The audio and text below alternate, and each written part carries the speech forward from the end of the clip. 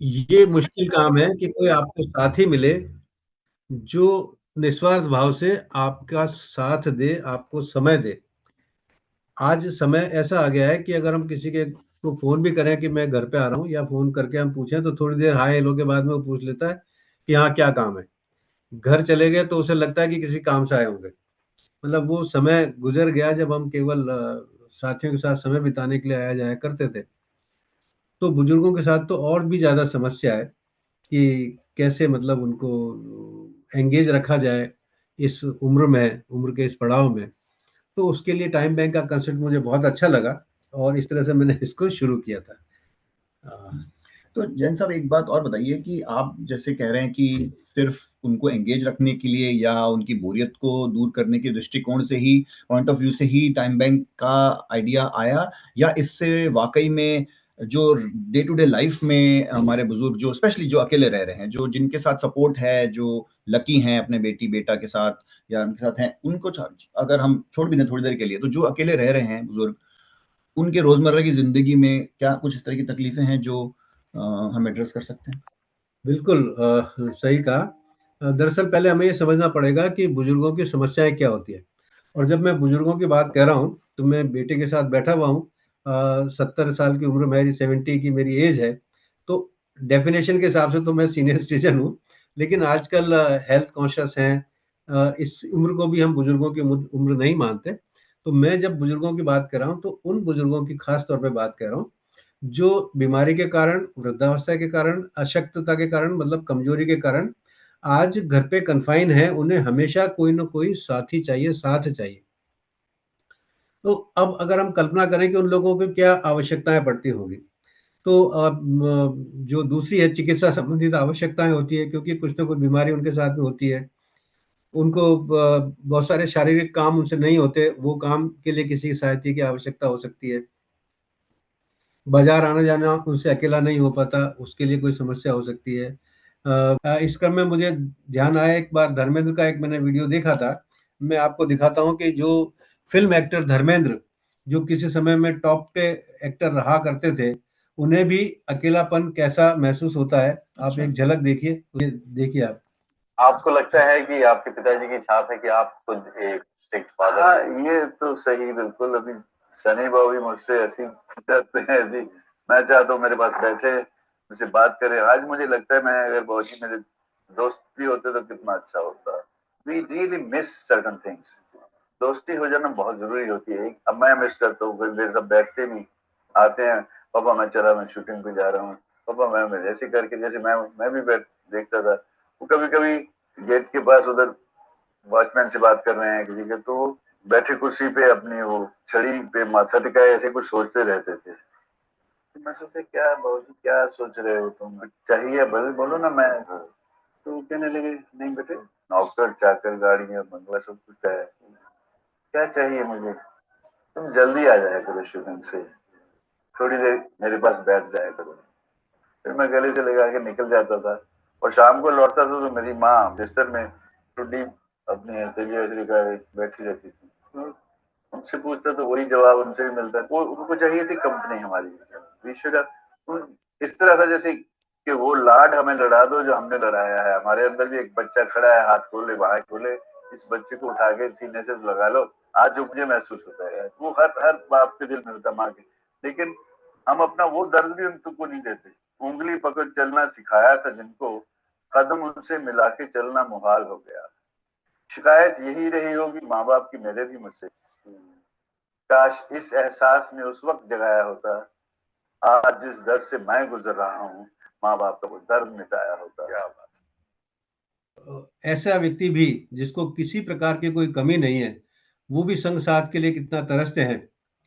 अ, आप जो यहाँ बैठे हुए हैं, कई बार मेरे पास ऐसे वीडियो आते हैं कि बच्चे अपने पेरेंट्स को भूल गए, लेकिन मैं उसको दूसरे नज़रिए से देखता हूँ कि ये एक सृष्टि का नियम है कि बच्चे बड़े होते हैं, पक्षी बड़े होते हैं, उड़ जाते हैं अपने आसमान खुले आसमान की तरफ और हम ही शिक्षा देते हैं, हम ही बच्चों को आगे भेजते हैं और वो बढ़ते हैं। अब चूँकि ग्लोबलाइज़ेशन है, तो पहले एक गाँव से दूसरे गाँव जाते थे, एक शहर से दूसरे शहर जाते थे, एक राज्य से दूसरे राज्य जाते थे और अब दुनिया इतनी छोटी हो गई है कि वो विदेशों में जाते हैं, दूसरी जगह चले जाते हैं। तो दर्द सबको होता है, वो जा पाते हैं नहीं जा पाते हैं, तो उनको सबको एक कठिनाई महसूस होती है कि काश हम पेरेंट्स के पास हों, उनकी कुछ मदद कर पाएँ, लेकिन परिस्थितियाँ ऐसी हो जाती हैं कि निकल नहीं पाते हैं, नौकरी है, शादी है, बच्चे हैं, उनके एजुकेशन है, तो और परिवार होते जा रहे हैं छोटे, 1 या 2 बच्चे हैं, अगर हैं वहाँ इंडिया में उनके पास में कोई तो ठीक है, नहीं है तो और ज़्यादा मुश्किल होती है। कहीं न कहीं तो उसको उसकी पूर्ति करने की आवश्यकता है ही। विजित जी शायद कुछ पूछना चाह रहे हैं, हाथ रेज़ किया है। आप पूछें सर। विजित जी। हेलो। हाँ हाँ, नमस्ते जी, जी। नमस्ते अंकल। नमस्कार। हाँ, मेरे नमस्ते। को हाँ मेरे 2 सवाल हैं। हुँ, एक तो ये है कि आपने जैसे बोला कि हम इसमें टाइम बैंक का पार्ट बन के हम एल्डर्स की मदद कर सकते हैं, तो ये सिर्फ इंडिया के लिए एप्लीकेबल है कि हम यहाँ इंग्लैंड में रह के भी इसका पार्ट बन सकते हैं? बिकॉज आई डोंट नो यहाँ पे कितना हम सपोर्ट कर पाएंगे, या फिर सिर्फ इंडियंस के लिए एप्लीकेबल है ये? देखिए टाइम बैंक ऑफ इंडिया तो केवल इंडिया के लिए एप्लीकेबल है क्योंकि इंडिया के रूल्स रेगुलेशंस के हिसाब से चलता है। जी। इसी बात में मेरा दूसरा सवाल है कि मैं अपने, जैसे मेरे फादर इंडिया में है, तो मैं हुँ, उनको कैसे कन्विंस करूं कि कोई थर्ड पर्सन आके उनकी हेल्प करे या कुछ उनका मदद करे? बिकॉज दो हाँ, चीजें आ जाएंगी। एक एक तो ये कि ट्रस्ट इशू नहीं है, उनके उनको ट्रस्ट इशू कैसे बिल्डअप होगा कोई भी रैंडम पर्सन आके उनको हेल्प करे? और दूसरा हुँ, ये, उनको कहीं ऐसा ना लगने लग जाए कि उनका बेटा रिस्पॉन्सिबिलिटी से भाग रहा है इसलिए वो किसी और को भेज हुँ। रहा है। तो एक्चुअली जिन मैं आपसे मैं हुँ, चाहूंगा कि आप ही इसके बारे में हाँ, बताएं हाँ। कि किस तरह से हुँ, टाइम बैंक काम करता है ग्राउंड लेवल पे, ग्रास रूट लेवल पे, किस ठीक तरह से है। काम करता है। और मुझे लगता है कि फिर बाद में मैं ये भी जानना चाहूंगा कि शुरुआत कैसे हुई, वो हुँ। सब पे आएंगे। बट पहले ये बताइए कि किस तरह से काम करता है। देखिए विजित जी, कोई ठीक है। टेक्निकल चीज़ पे ज़्यादा जानने की आवश्यकता नहीं है। मैं सिंपल टर्म्स में आपसे बात करता हूँ, पूछता हूँ कि आपके पेरेंट्स को या आपको यहाँ पर कोई मदद की आवश्यकता पड़ती है, या आप अकेले हैं और आपकी तबीयत खराब हो गई, आपको आवश्यकता है कि कोई आपको हॉस्पिटल लेकर चले जाए, ठीक है ना? तो आप किसको बुलाएँगे, किसको कहेंगे मदद के लिए? मैं ही इसका जवाब देता हूँ कि आप किसी भी व्यक्ति को बुलाने से पहले डायरेक्टली और इनडायरेक्टली उसमें 3 क्वालिटीज़ देखते हैं। पहली क्वालिटी है कि वो आपका जानकार हो, आपका विश्वसनीय हो, सही है ना? दूसरा है कि वो आपके पास में हो, बहुत दूर नहीं हो। अगर वो दूसरे सिटी में है या काफ़ी डिस्टेंस पे है तो फिर वो आपके काम का नहीं। और तीसरी चीज़ जो होती है वो होती है उपलब्धता। वो आप पहले से गैस नहीं कर सकते, आप तो फ़ोन करेंगे, है ना? हमने इस टाइम बैंक में इन तीनों चीज़ों को ही मीट आउट करने का प्रयास किया है। पहली चीज़ तो अवेलेबिलिटी की बात करूँ मैं कि उपलब्ध है या नहीं है, तो हमारी यूनिट जो है छोटी-छोटी सी पोस्टल पिन कोड के रूप में या उससे भी छोटी यूनिट के रूप में काम करती है। यानी कि एक हमारी ब्रांच हर 2-3 किलोमीटर के दायरे में होनी चाहिए। शुरुआत हम पोस्टल पिन कोड से करते हैं, तो उसमें जो मेंबर हैं, वो एक-दूसरे की मदद करेंगे। सेवा लेने वाला, देने वाला दोनों ही हमारे मेंबर होने चाहिए कि अगर वहाँ पे 25 मेंबर हैं या 40 मेंबर हैं या 20 मेंबर भी हैं, किसी एक को आवश्यकता पड़ी, तो हम 20 लोगों से एक साथ पूछते हैं कि भाई कौन उपलब्ध है इस मदद करने के लिए। जो उपलब्ध होता है उसको हम ये रोल असाइन कर देते हैं कि आप जाइए, आप मदद करके आइए। उपलब्धता खत्म हो गई। दूसरी बात दूरी की खत्म हो गई क्योंकि हमने पोस्टल पिन कोड में एक लिमिटेड दायरे में काम करना है, वहीं पे मदद करनी है। तीसरी सबसे इम्पोर्टेंट बात जो है, जो सबसे पहली है कि वो ट्रस्ट होना चाहिए, वो विश्वास होना चाहिए। उसके लिए हमने बहुत सारे काम किए। पहली चीज़ तो ये है कि वेबसाइट पे जो रजिस्टर करते हैं, उनका डाटा सेफ है। आप देखेंगे भी, रजिस्टर भी कर लेंगे, मेंबर भी हो जाएँगे, तो भी आपको उनका डाटा किसी को नहीं दिखाई देगा, नंबर 1। दूसरा हमने कहा है कि मेंबर ही मेंबर की मदद करेगा। सेवा देने वाला, लेने वाला दोनों ही मेंबर होने चाहिए हमारे। ये दूसरी कंडीशन है हमारी, अनजान की हम सद मदद नहीं करते। तीसरी चीज़ कि हर मेंबर का केवाईसी होगा और उसके बाद अप्रूवल भी होगा। ये दोनों भी चीज़ें इंपॉर्टेंट है। केवाईसी का मतलब आपने रजिस्ट्रेशन किया, आपने डॉक्यूमेंट अपलोड किए, फोटो अपलोड की, आईडी अपलोड की। लेकिन मुझे क्या पता वो आईडी आपने अपलोड की है, किसी और की है। फोटो आपने किसकी अपलोड कर दी, मुझे क्या मालूम? तो जो मेंबर बनता है वो बाय डिफ़ॉल्ट इनएक्टिव मेंबर होता है। और हमारी जो ब्रांच मैंने बताई पोस्टल पिन कोड या उससे छोटी ब्रांच होती है, उनके इंचार्ज होते हैं जिसको हम एडमिन कहते हैं, जो ब्रांच मैनेजर की तरह काम करते हैं। उनका काम है कि उनकी सत्यता का परख परख करके उनको अप्रूव करना, तो वो वेबसाइट पे अप्रूव करते हैं। तो जो अप्रूव्ड मेंबर हैं वही एक-दूसरे की मदद करने के लिए वो करते हैं। आपने घर पे कंपनी देने के लिए बुलाया कि मैं दिन भर घर पे रहता हूँ, मैं जा नहीं सकता, मेरे पास रोज़ कोई घंटे भर के लिए आ जाए। कोई बुजुर्ग कैसे किसी को अंदर आ जाने देगा? उसके लिए हमने प्रोविज़न रखा है महीने के महीने मीटिंग्स का। वही आएगा जो आपको पर्सनली जानता है, आपसे मिलता-जुलता रहता है, उस मंथली मीटिंग के माध्यम से लोग एक दूसरे के क्लोज आते हैं, एक दूसरे की नेचर समझते हैं, बाय नेम बाय फेस जान जाते हैं। कि विशाखापट्टनम में हमारा एक प्रोजेक्ट चल रहा है, जहां आंध्र प्रदेश गवर्नमेंट ने स्वयं आगे होकर, वहां के सीएम का इनिशिएशन था और टॉप लेवल के ब्यूरोक्रेट्स के साथ हमारी मीटिंग हुई, हमने सारा प्रेजेंटेशन दिया। उन्होंने इतना पसंद किया हमारा प्रोजेक्ट को कि उन्होंने कहा कि आप आइए और आंध्र प्रदेश में टाइम बैंक को शुरुआत कीजिए। तो हम एक पायलट प्रोजेक्ट के तौर पे विशाखापट्टनम में काम कर रहे हैं और कई घंटों की सेवाएं दी जा चुकी है, हजारों लोग वहां पे हमारे मेंबर बने हुए हैं। तो ये इतना स्ट्रॉन्ग हमारा पोर्टफोलियो है इस मामले में। और इससे और बड़ी बात यह है कि वहां पे भी हमने जो किया है, और सरकार से हमने कोई पैसा नहीं मांगा। हम यहाँ भी कोई पैसे की अपील न तो अभी करेंगे ना एंड में करेंगे, आप भूल जाइए, क्योंकि हमारा मॉडल ऐसा है कि इसमें हमारा काम बिना पैसे के चलता है।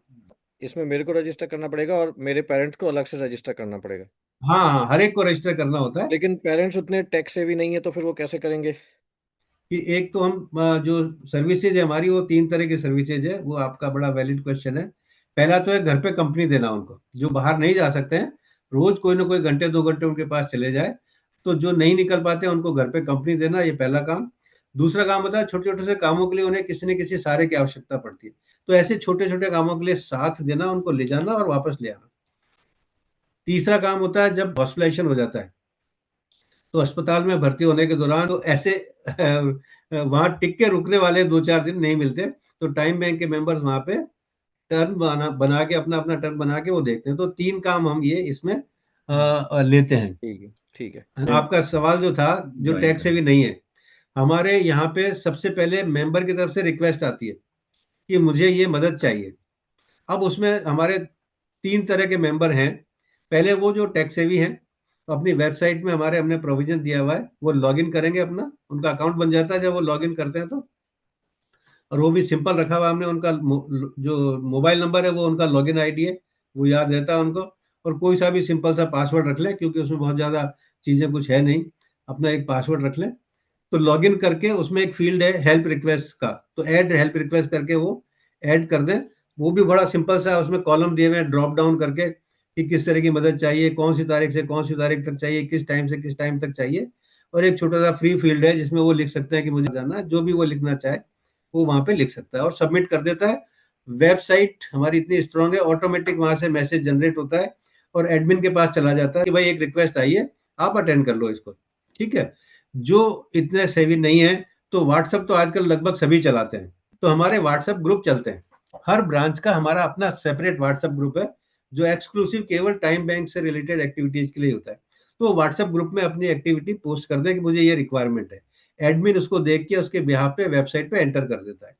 तीसरी कैटेगरी के वो मेंबर है हमारे पास जो स्मार्टफोन यूज ही नहीं करते, तो उनको हम कहते हैं कि आप हमारे एडमिन का नंबर नोट करके रख लीजिए, जब भी तकलीफ हो उनको टेलीफोन करके बता दीजिए, बाकी का काम वो सारे के सारे कर लेंगे। एक बार रिक्वेस्ट आ गई, उस रिक्वेस्ट को हम वेबसाइट के थ्रू भी सबको फ्लोट कर सकते हैं। एक बटन दबाने से मैसेज चला जाता है मेंबर के पास में कि भाई ये रिक्वेस्ट आई है, कौन इसको पूरा कर सकता है। हम व्हाट्सएप ग्रुप में भी डाल सकते हैं, और जो व्यक्ति कहता है कि हाँ मैं तैयार हूँ, उसको वो वेबसाइट में एडमिन हमारा ओपन करके उस रिक्वेस्ट में उसका नाम असाइन करता है कि हाँ भाई एक्स की रिक्वेस्ट है और वाई जाएगा उसको।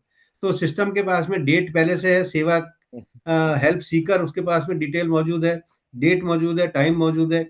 एडमिन ने उसमें केयर गिवर को ऐड कर दिया, वो डाटा उसके पास आ गया। अब उसके बाद में एक मैसेज सिस्टम से जनरेट होता है, जो दोनों के पास चला जाता है, केयर गिवर के पास और हेल्प सीकर के पास। हेल्प सीकर के पास जाता है कि आपके पास सो एंड सो मदद देने के लिए आ रहा है, और केयर गिवर के पास मैसेज जाता है कि आपको सो एंड सो के पास में जाना है। तो इस तरह से उनके पास में चेक रहता है कि कौन आ रहा है कौन नहीं आ रहा है। कंप्लीट उसको होने के बाद में वेबसाइट पे ही उसको क्लोज मार्क किया जाता है, तो वो उस रिक्वेस्ट को वापस ओपन करेगा, टाइम लॉक करेगा और क्लोज कर देगा।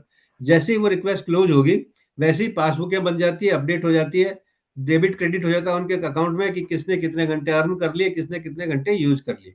ठीक है ना। और उसके साथ के साथ ही 2 मैसेज और जाते हैं केयर गिवर के पास और हेल्प सीकर के पास में, वो उनका एक्सपीरियंस लेने के लिए, फीडबैक लेने के लिए कि आपका सेवा ली तो कैसी फीडबैक रही आपकी, क्या सेवा देने वाले ने आपसे कोई पैसा मांगा, क्या उसकी सेवा संतोषप्रद थी, कोई ऐसी अनहोनी बात तो नहीं थी। ऐसा फीडबैक वो ऑटोमेटिक आता है हमारे पास में और वेबसाइट पे कैप्चर होता है। ऐसे ही केयर गिवर के पास होता है कि तुम्हें जाने में कोई दिक्कत तो नहीं हुई, तुम्हारे साथ कोई दुर्व्यवहार तो नहीं हुआ, किसी ने पड़ोसी ने परेशान तो नहीं किया, मतलब कुछ क्वेश्चंस आंसर हमने दिए हुए हैं सिंपल से, तो वो भी डाटा हमारे पास में कैप्चर हो जाता है। चलिए मैं आपको एक स्लाइड्स के माध्यम से टाइम बैंक की जर्नी थोड़ा सा दिखाता हूँ। ये हम मिशन लेकर चले, providing peaceful pleasant social living to lonely super senior citizen through community project. तो हम ऐसा एक देश में एक माहौल बनाना चाहते हैं जहाँ बुजुर्गों को किसी के लिए मोहताज नहीं होना पड़े हाथ के लिए। ये 2018 में हमारा टाइम बैंक शुरू करने के बाद में एक बहुत बड़ा article times of India newspaper ने पब्लिश किया था कि जो एनएचआरसी यहाँ यूके में जो चलता है टाइम बैंक मॉडल, देश में भी ऐसा ही मॉडल होना चाहिए। ये मुझे बाद में कहीं से पता लगा था। ऐसी अखबारों में बहुत सारी खबरें हमें देखने को मिलती है जिससे बड़ा दिल दहलता है कि बुजुर्गों के साथ में क्या स्थिति हो रही है। ये पहली न्यूज़ में आप देखें कि बच्चे आ नहीं पाए मिलने के लिए, तो दोनों पति पत्नी ने सुसाइड कर लिया। कहीं सैनिक जो है लिखता है कि मेरे को 2500 किलोमीटर दूर पोस्ट हूँ और मेरे बूढ़े माँ बाप घर पे अकेले हैं, कोई तो उनकी मदद कीजिए। ऐसी एक नहीं बहुत सारी खबरें हैं जो बुजुर्गों की स्थिति को दहला देती हैं। टाइम बैंक ऑफ इंडिया का जो हमारा कंसेप्ट है, ये देश में पहला कंसेप्ट हमने शुरू किया है और अभी तक ये एक ही टाइम बैंक इंडिया में चल रहा है सफलतापूर्वक। तो न्यूज़पेपर भी बड़े अच्छे इसको कवरेज करते हैं। दैनिक भास्कर इंडिया का सबसे बड़ा हिंदी न्यूज़पेपर है, उसमें कई आर्टिकल आ चुके हैं। डेक्कन क्रॉनिकल में आया था। ये राइट में जो देख रहे हैं आप, ये तेलुगु में है, जो विशाखापट्टनम में हमने किया था। तो आंध्रा और तेलंगाना में इनाडू के नाम से बहुत प्रसिद्ध अखबार है, उसमें था। ये दुनिया भर की और हैं, पूरे नेशनल एडिशन में हमारी खबरें आई हैं, राजस्थान पत्रिका, अमर उजाला, भास्कर इत्यादि। हम समय समय पे जब समाज के प्रोमिनेंट लोगों से मिले हैं, उनको टाइम बैंक के लिए बारे में बताया है, तो वो इसको इतना खुश हुए हैं। ये रोटरी के इंटरनेशनल प्रेसिडेंट हैं। 115 साल रोटरी को हुआ है, जो पूरे वर्ल्ड वाइड संस्था है, और इंडिया से छठे ही राष्ट्रीय अध्यक्ष बने, अंतर्राष्ट्रीय अध्यक्ष बने हैं।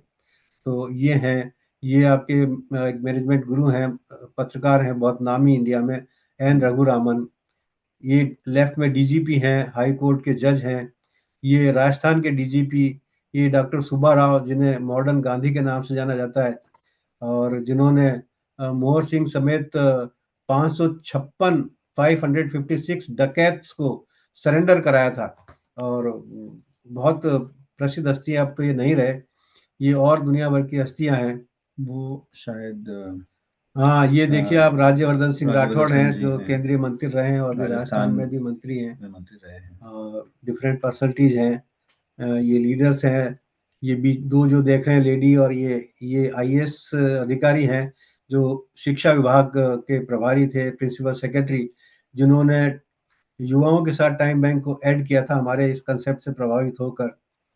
यहाँ बीच में आप देख रहे हैं, हम लोकसभा अध्यक्ष ओम बिरला जी से मिले थे, जिन्होंने पूरा सपोर्ट किया टाइम बैंक ऑफ इंडिया को। ये राजस्थान के दोनों डिप्टी सीएम हैं, दिया कुमारी जी और प्रेमचंद बेरवा जी। तो ये पूरा सपोर्ट है। ये हमें आशीर्वाद मिला था पूर्व मुख्यमंत्री अशोक गहलोत का। ये अभी वर्तमान में विपक्ष के नेता हैं टीकाराम जूली, उस समय सोशल जस्टिस के मिनिस्टर थे। ये राजस्थान यूनिवर्सिटी है, पूरे राजस्थान की सबसे बड़ी यूनिवर्सिटी है गवर्नमेंट की, उसकी वीसी हैं। ये इंडिया बुक ऑफ रिकॉर्ड में दर्ज है कि हम देश का पहला टाइम बैंक है, और टॉप 100 रिकॉर्ड्स में इसे शामिल है। लेफ्ट में जो लेटर है, पुलिस डिपार्टमेंट ने सारे थानों को लेटर भेजा है कि टाइम बैंक के साथ कनेक्ट कर दिया जाए बुजुर्गों को, ऑफिशियल लेटर है। राइट में एजुकेशन डिपार्टमेंट ने लिखा है कि युवाओं को टाइम बैंक के साथ कनेक्ट किया जाए। इसके ऊपर एक थीसिस भी लिखी गई है। ये हमारी जर्नी है, 2018 से हमने शुरू की थी। 2019 में हमें इसका चैरिटी कमिश्नर से रजिस्ट्रेशन मिल गया था, पैन कार्ड ऑप्टेन लिया है, सारी हमने गवर्नमेंट की क्वालिटी फॉर्मेलिटीज है वो सारी पूरी की हुई हैं। ये पहली मदद थी जब हमने 2019 में शुरू किया था। उसके बाद जब हमारा बहुत छोटा संगठन था, तब भी कई दिनों तक लगातार इस सदस्य को मदद की आवश्यकता थी।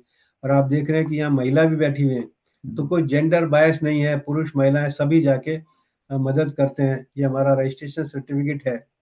ये हमने जब शुरू में पहली मीटिंग की थी, बिल्कुल इनिशियल टाइम था, ये चंडीगढ़ में जब ऑल इंडिया हमने इसको लॉन्चिंग की थी, उस समय का फोटो है। उसके बाद दिल्ली चैप्टर लॉन्च किया था, ये चंडीगढ़ चैप्टर लॉन्च किया था।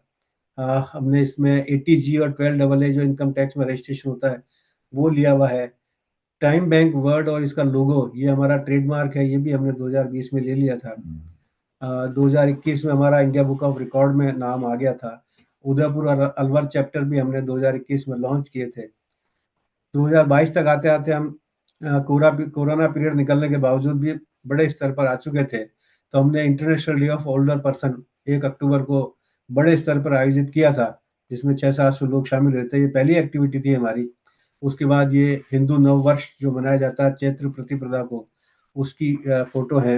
ये AU जयपुर मैराथन में हमारे लोगों ने पार्टिसिपेट किया था, ये विभिन्न उसकी न्यूज है।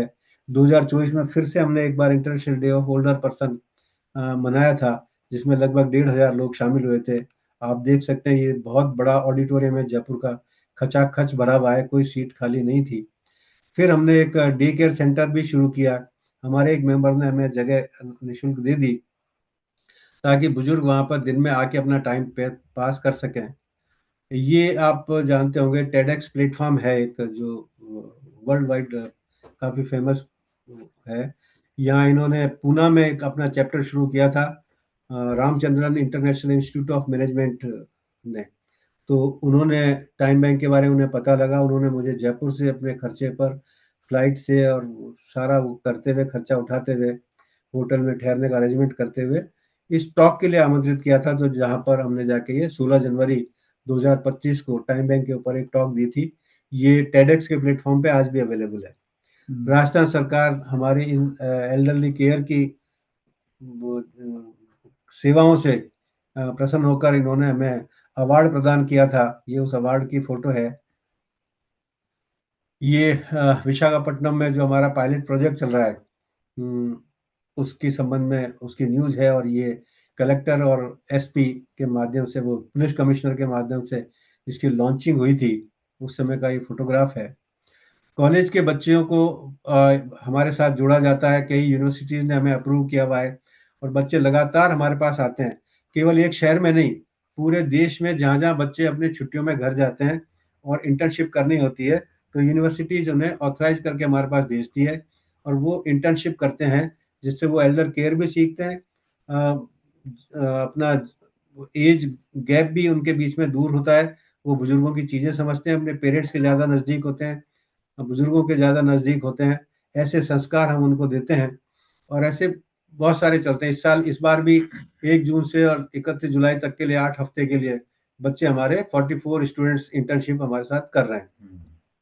ये हमारा स्ट्रक्चर है। मैं और हमारे एक मित्र हैं जिन्होंने मूलतः हमने शुरू किया था। वैसे तो अभिषेक भी इसमें ट्रस्टी है और 7 ट्रस्टी हैं, और मुख्य रूप से हम 2 देखते हैं। उसके बाद 11 लोगों की हमारी गवर्निंग काउंसिल है, जो नीति बनाती है, उसको एग्जीक्यूट करती है, प्लानिंग करती है, और इसमें टॉप लेवल के लोग हैं, सीनियर लेवल के मार्केटिंग हैं, बैंकों के बड़े-बड़े अधिकारी हैं, इंजीनियर्स हैं। तो इस प्रकार से फिर ये हमारा स्ट्रक्चर है कि गवर्निंग काउंसिल के बाद में स्टेट के कोऑर्डिनेटर होते हैं, जो स्टेट की गतिविधियों को मॉनिटर करते हैं। उसके नीचे डिस्ट्रिक्ट लेवल पे आ जाते हैं, उसके बाद में पोस्टल पिन कोड लेवल पे आ जाते हैं, और पोस्टल पिन कोड से नीचे की जो हमारी यूनिट्स होती हैं। तो ऐसे हिरार्की होती है कि जो एरिया है हमारे छोटे-छोटे एरिया, उनको एक एडमिन गवर्न करता है। उन सभी एरिया को जो पिन कोड एडमिन है, वो मॉनिटर करता है। पिन कोड वालों को सबको डिस्ट्रिक्ट कोऑर्डिनेटर मॉनिटर करता है, गाइड करता है, समझाता है।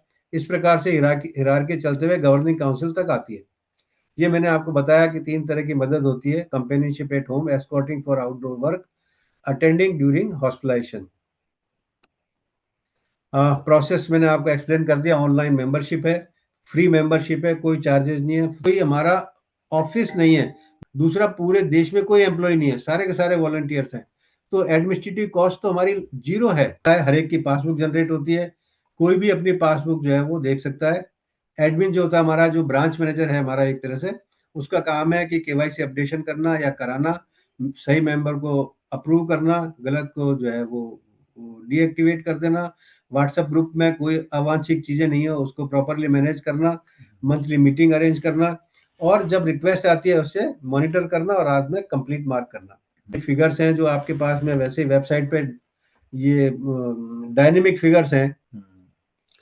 हम एक प्रूवन कम्युनिटी केयर मॉडल लेकर आए हैं, जहां अकेले बुजुर्गों की सेवा की जा सकती है, घर पर आपस में ही मेंबर के माध्यम से। पैन इंडिया हमारा वॉलंटियर नेटवर्क है, किसी के ऊपर कोई फाइनेंशियल बर्डन नहीं है। Ageing with dignity. तो हम आपसे क्या अपेक्षा करते हैं, क्या चाहते हैं? पहली चीज हम चाहते हैं, connect with your senior citizen, parents, relatives living in India. जिनको भी आप जानते हैं उन तक ये बात पहुंचाएं, और आपको अच्छा लगा तो पहुंचाएं, क्योंकि हम चाहते हैं कि भीड़ नहीं इकट्ठी हो, संख्या नहीं बढ़नी है, लेकिन हम जरूरतमंद तक पहुंचे, उसे किसी के लिए हाथ के लिए तरसना नहीं पड़े। इफ पॉसिबल, आप यहाँ अगर बैठे हैं तो यहाँ तो आप हमारे मेंबर बन के कुछ कर नहीं सकते, लेकिन यहाँ आप स्टोरीज कर सकते हैं, आर्टिकल लिख सकते हैं, छोटे वीडियो बना सकते हैं।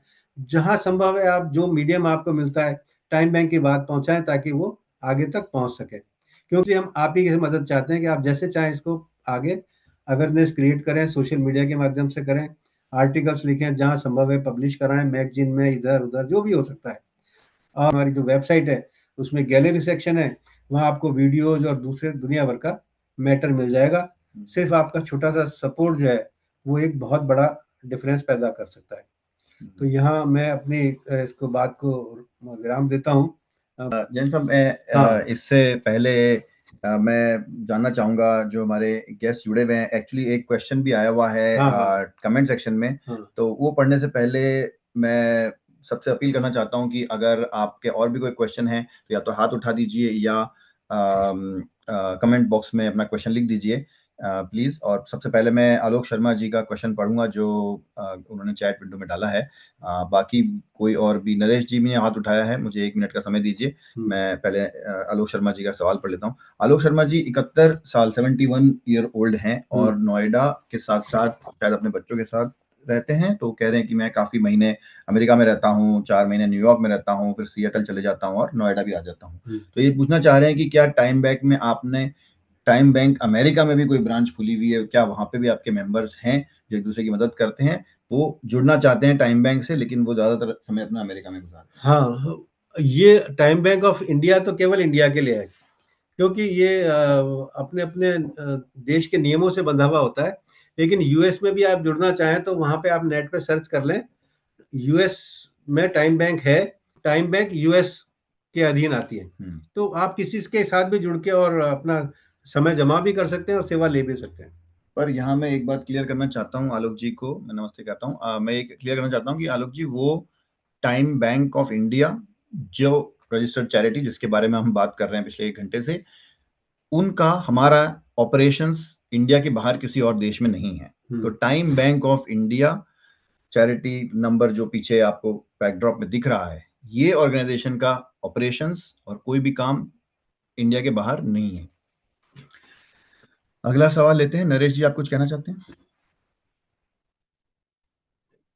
Hello, can you here? मेरा एक क्वेश्चन कि हम लोग की यंगस्टर गिवर ज्वाइन करने, तो ऑफ कोर्स अगर किसी बुजुर्ग के पास जाना है और उसकी कुछ हेल्प करनी है तो कहीं ना कहीं तो पैसे इन्वॉल्व होते हैं। अगर किसी के पास जाना है तो मुझे ट्रैवल करना होगा, बस का भाड़ा लगेगा, उसका चश्मा रिपेयर करना है तो भी मुझे कहीं मार्केट में ले जाना पड़ेगा। तो वो सब चीजें बगैर फंडिंग कहाँ से हम कलेक्ट कर पाएंगे? तो मेरा कहना है कि थोड़ा एस्पेक्ट ओपन रखना चाहिए कि अगर कोई चैरिटी करना चाहे तो एक फंड भी रेज होता रहेगा इस प्रोजेक्ट के लिए, और कई अगर प्रोजेक्ट के पैसे की जरूरत हो तो वो उस फंड से पूरे कर सकते हैं। तो इस मामले में आप क्या कहना चाहेंगे? देखिए, ऐसा है कि ये कंसेप्ट तो बिल्कुल क्लियर है हमारा, इसमें कोई कंप्रोमाइज नहीं करते हम, कि हम मेंबरशिप फीस नहीं लेंगे और सर्विसेज के बदले भी कोई पैसा नहीं लेंगे। तो कोई बच्चा जा रहा है तो आपका प्रश्न है कि उसे कुछ ना कुछ खर्चा करना पड़ेगा, ठीक है ना? तो एक तो मैंने आपको बताया कि हमारी यूनिट पोस्टल पिन कोड या उससे भी छोटी होती है, जो 1-2 किलोमीटर के दायरे में ही है, और हम डाउन द लाइन यूनिट को वहां तक ही लेके जाएंगे जहां वो पैदल पैदल भी किसी की मदद के लिए जा सकता है। तो उसे पैसे खर्च करने की आवश्यकता नहीं पड़ेगी। अगर अभी फिलहाल पोस्टल पिन कोड में 1-2 किलोमीटर जाना है, वो मोटरसाइकिल से जाता है, पैदल जाता है, रिक्शा करके जाता है, ये उसका खर्चा है, इतना तो उसे खुद को बियर करना पड़ेगा, उसको कोई रियम्बर्समेंट नहीं मिलेगा। लेकिन घर जाने के बाद में उसे, उनको हेल्प सीकर को लेकर कहीं जाना है, डॉक्टर को दिखाने जाना है, चश्मे वाले के लिए जाना है, तो उसे कोई खर्चा करने की आवश्यकता नहीं है। ऑटो या कैब जो भी बुक होगी, हेल्प सीकर उसका खर्चा उठाएगा। घर तक जाने तक का खर्चा उसका है, उसके आगे का उसका कोई खर्चा नहीं है। हेल्प सीकर अपना खर्चा खुद उठाएगा। बाकी जहाँ तक फंड्स की बात है, डेफिनेटली हमारी वेबसाइट पे भी हमने डोनेट नाउ का बटन दिया हुआ है। कोई स्वेच्छा से करना चाहते हैं तो वो स्वेच्छा से डोनेशन है। नरेश जी। आलोक जी कुछ कहना चाह रहे हैं? हाँ, मैं ये कह रहा था कि मैं तो already time bank of India का 3 साल से मेंबर हूँ, नोएडा में जी रहते जी। हुए। हाँ अब हाँ। तो चूँकि ग्रीन कार्ड मिल गया था 22 में, तो फिर मेरे को यहाँ रहना पड़ता ज़्यादा है। तो यहाँ का मैं टाइम बैंक ही ढूँढ रहा था कि भई कोई मिल जाए यहाँ। चलिए मैं देखता हम्म। हूँ, ऑलरेडी सर्च किया है बट मिला नहीं है, मगर आप बता रहे अच्छा। हैं कि है ये उस हाँ पे हाँ, ऑनलाइन पे, तो मैं बिल्कुल गूगल पे है। सर्च करता हूँ। जी, हाँ, तो ठीक आपको है, यूएस में ठीक। टाइम बैंक को ढूंढने में दिक्कत है तो आप, मेरा नंबर है आपके पास में, आप हाँ, मुझे है। भी बता सकते हैं, ठीक है, मैं भी ठीक है, गूगल में ढूंढ के आपको बता दूंगा, है ना? ठीक है जी, थैंक यू। सर आपका नंबर कहाँ पे मिल सकता है? वेबसाइट पे उपलब्ध है, मैं चैट बॉक्स में भी डाल देता हूँ। हाँ जी प्लीज, थैंक यू। जो जूम मीटिंग का इनवाइट जो हमने भेजा था कल और परसों, उसमें भी नीचे वेबसाइट नाम और फोन नंबर वगैरह सब मेंशन है। चैट बॉक्स में भी मैंने डाल दिया है। Thank you. एक चीज मुझे याद आई, हाँ। हमने एक व्हाट्सएप ग्रुप बनाया था जो इंडिया के बाहर जो लोग रह रहे हैं उनका, उसमें ज्यादातर यूएस और यूके की नंबर हैं, मैं भी उसका एडमिन हूँ। और उस ग्रुप में हम काफी इंफॉर्मेशन वगैरह शेयर करते रहते हैं, और हम उन लोगों तक पहुंचना चाहते हैं जिनके पेरेंट्स इंडिया में हैं और वो हमसे हेल्प ले सकते हैं। तो उस व्हाट्सएप ग्रुप में अगर आप किसी में से भी कोई भी जुड़ना चाहें तो डिसीजन साहब का जो नंबर हमने चैट बॉक्स में डाला है, उस नंबर पे एक व्हाट्सएप मैसेज कर दीजिए, हम आपको उस ग्रुप में ऐड कर देंगे। वो ग्रुप काफी एक्टिव है, उस ग्रुप में ज्यादातर हम ये इन्फॉर्मेशन वगैरह सब शेयर करते रहते हैं। बाकी मैं आप लोगों से जानना चाहता हूँ कि अगर आपको जो भी मैंने अभी तक बताया है, क्योंकि प्रैक्टिकली तो जब आप देखेंगे तभी आपको समझ में आएगा। देखिए, एक मैं आपको एक छोटा सा वीडियो और दिखाता हूँ। Hi, my name is Sulbhi Sharma, daughter of Mr. Pravesh Sharma and Mrs. Sadhna Sharma. I live abroad with my husband and 2 kids. Living abroad comes with a big list of pros and cons. One of the main cons to top the list is worrying about your aging parents back home. There have been a couple of incidents, sadly, when my father was hospitalized for knee surgery and hip replacement surgery. Some of the prestige members of TBI, Akash Sharma uncle, Sunila Gupta auntie, KK Mathur uncle, Ashok Jain uncle, and Ravi Gaur uncle, have been there during the tough times, standing beside my parents. I feel a sense of relief that such kind hearted and helpful people have been there to help and support my parents when I am so far away and helpless at these times. I wholeheartedly thank everyone who has stood by my parents and wishing all the best to TBI for their selfless service to the community. Thank you. ऐसे एक नहीं, हमारे पास में कई सारे incidents हैं। मैं एक और जानकारी आपको दे दूं कि इसमें इस तरह का भी हमारा प्रोविजन है। पिन कोड से दूसरे पिन कोड, एक सिटी से दूसरे सिटी, एक स्टेट से दूसरे स्टेट, इस तरह की सारी सर्विसेज हम कवर कर लेते हैं। और ऐसे बहुत सारे उदाहरण हैं जहां हमने इस तरह से एक शहर से दूसरे शहर और एक स्टेट से दूसरे स्टेट भी अपनी सेवाएं दी है मेंबर्स को। आज आप सभी हमारे साथ इस वेबिनार के लिए जुड़े, हमारी बात सुनी, उसके लिए मैं तहे दिल से आप सभी का शुक्रिया अदा करता हूं। और मैं थैंक यू कहना चाहता हूं टाइम बैंक ऑफ इंडिया के चेयरमैन मेरे फादर श्री पी.सी. जैन साहब का, कि उन्होंने बड़ी तसल्ली से और पेशेंस के साथ हमें इस पूरी ऑर्गेनाइजेशन के बारे में इतना समझाया, और किस तरह से ऑर्गेनाइजेशन इंडिया में लोगों की हेल्प कर रही है। हज़ारों हज़ार घंटे जमा हो चुके हैं, हज़ारों मेंबर, और कई सिटीज़ में ये ऑर्गेनाइजेशन काम कर रही है। मैं टाइम बैंक ऑफ इंडिया का शुक्रिया अदा करना चाहता हूँ, जीजन साहब का शुक्रिया अदा करना चाहता हूँ, और सबसे ज़्यादा शुक्रिया अदा करना चाहता हूँ आप सबका, जिन्होंने अपना कीमती वक्त निकाला, वेबिनार को ध्यान से सुना और अपने सवाल हमसे पूछे। Thank you very very.